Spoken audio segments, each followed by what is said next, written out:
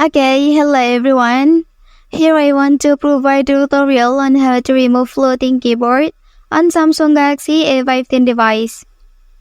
Well, a floating keyboard is a type of virtual keyboard that can be resized, repositioned, and moved around the screen of smartphone or tablet. And then if you have already activated your device, you can turn it off by doing the following steps. Okay, first thing first, I'm gonna show you my keyboard display. Okay, and then here you can see that the floating keyboard is active.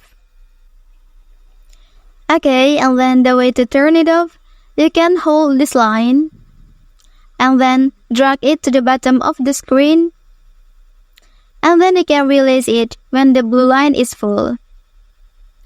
Okay, and then now the floating keyboard is successfully turned off. Well, that's the tutorial on how to remove floating keyboard on Samsung Galaxy A15 device.